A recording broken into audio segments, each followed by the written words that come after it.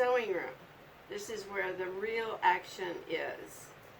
We have the fabrics, we have the sewing machines, we have the threads, everything to create and make our beautiful quilts and do our restoration is here. Doctor, rotary cutter, please. I'm checking all the sides, and don't cut your finger. I see a bandage already. What happened there? A boo-boo. Uh-oh. Now the fun begins with the deconstruction with my rotary. Very sharp.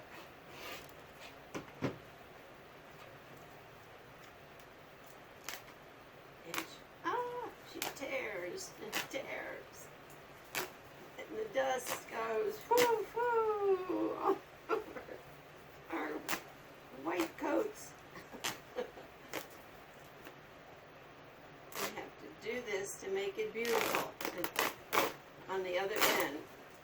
And I help, and I help.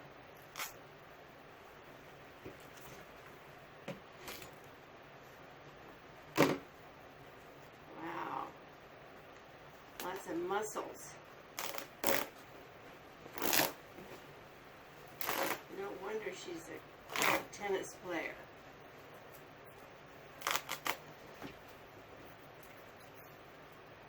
The important fabric. The third stripe. The background. And do you think we need interfacing? I'm not sure. The material seems pretty strong. Do you think maybe keep it from stretching? If I cut it on the straight grain, it shouldn't stretch. Okay. Plus the papers will keep it stable until the papers are removed. Okay, great. And so once I deconstruct it and iron it and have it flat, then I put together the paper piecing blocks, and we're going to go over to the machine so I can show you what I do over there.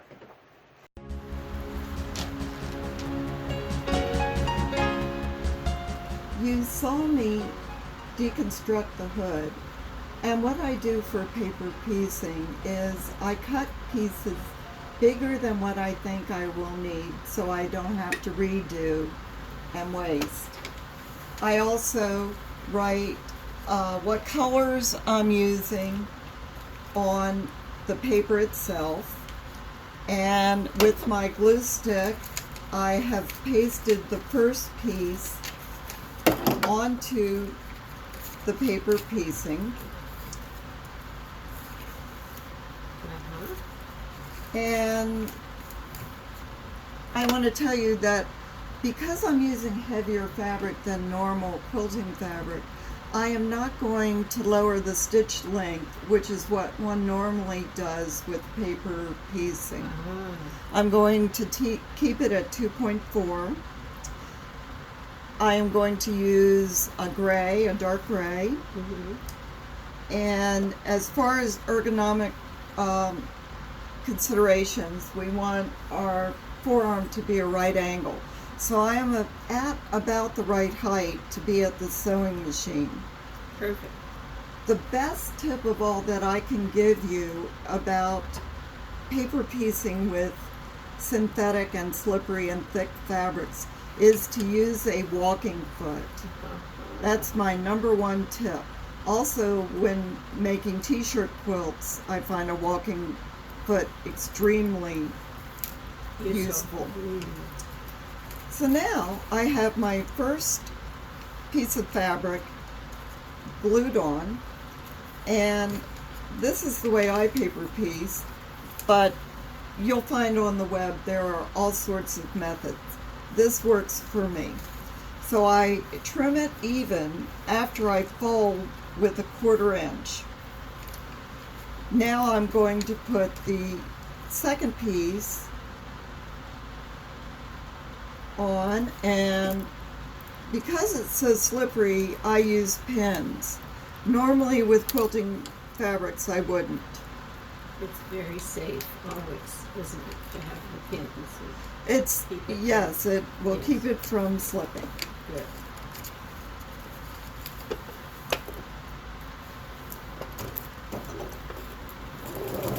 So I'm going to go very slowly over the pin.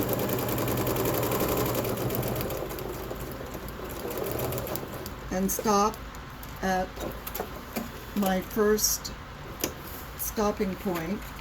Take out the pins. And lucky for us, this synthetic fabric doesn't melt.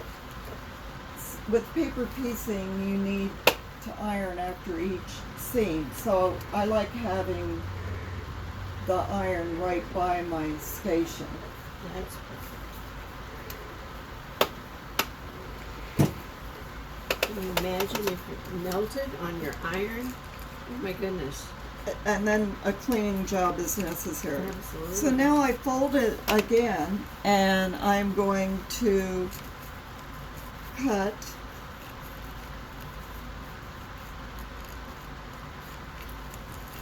and then my third piece will go right here. I'm not going to show you any more right now about paper piecing, but we'll go back to the mat so I can show you my trimming of the block and putting the puzzle together.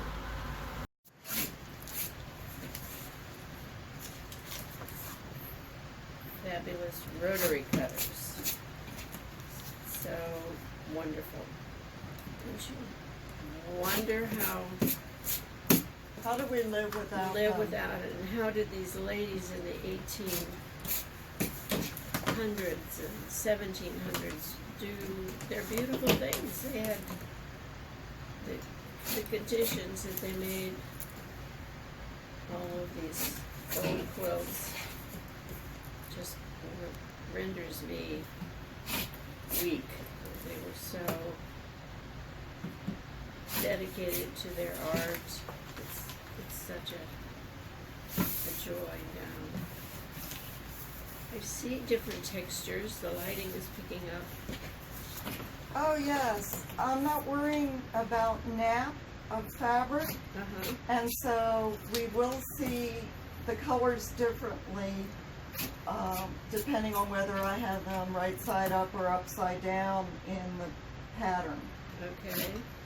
Do you think it adds more interest? I absolutely do. I love it. If it was a piece of clothing, obviously we want the nap all going the same way. So now we have our block that is rectangle, but I needed a square for my pattern. Your very own personal pattern. The SW Doctoral hood is now, Ta-da! so once it's sewn together, I'm going to show you on our design board what the center of the quilt pattern looks like. I'm using a walking foot again. I'm finding it essential on these specialty fabrics. So the 1/4 inch is more of an estimation, but I want to make sure it's a generous 1/4 inch. I'm taking out the pins as I come to them.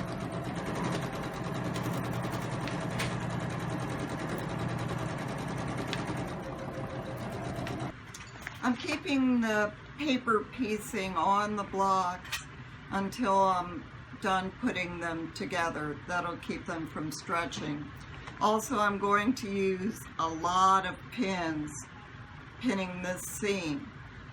When I cut the hoods, everything was on the bias, but I made sure that the black pieces were on the straight of grain so that I wouldn't have stretching problems doing what I'm doing right now. So after I pin it, I'm going to sew the seam and make sure it's a definite 1/4 inch, otherwise the whole thing won't fit together very well. Hello, once again from the quilt shop in McLean. McLean, Virginia, just steps away from the nation's capital. And here I am, the Quilt Doctor, happy to be with you again and show you what we have in store. Maybe you recall the first edition of the introduction to the Doctoral hoods and how we went into the process and the designing with our wonderful Carla. Well, the good news is it's here, and Carla hasn't seen it yet.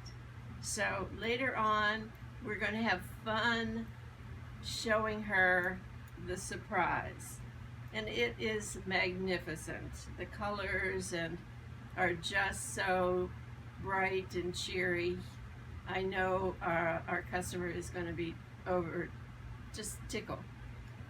I also wanted to mention that with our custom work, in fact with all of our handwork, we include a label for the quilts, and that is a gift to our customers to take advantage of the provenance of their quilt, who made it. I think every quilt should have the quilter's name and where she was when she did the quilt, and of course any information that the family would like to add on, and that's our gift to our customer base. I know in our first video on the Doctoral hoods, we showed you all the specifics of making this unique piece, but the cutting and the designing and the effort that went into it. But now I'm so proud to show you the finished product.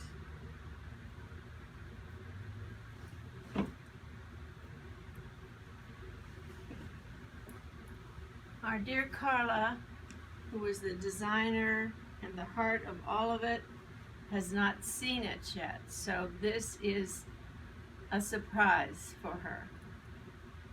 Carla. Yay! I love it! Isn't it wonderful? Oh wow, the quilter did a beautiful quilting job and avoided quilting over top the hoods. Absolutely. I just couldn't be more tickled, and you know he's going to be over the moon. It's just a one of a kind, and it's all attributed to you. Just And you. Your own block. This is your own pattern. Yes. Now there will be doctoral patterns all around the world. And this doctor will cuddle, wrapping his hoods around him on the sofa watching TV, and think of all the hard work he went to deserve these hoods. Imagine 8 doctoral hoods have been given to him, so that's quite special for me as well. I'm so happy.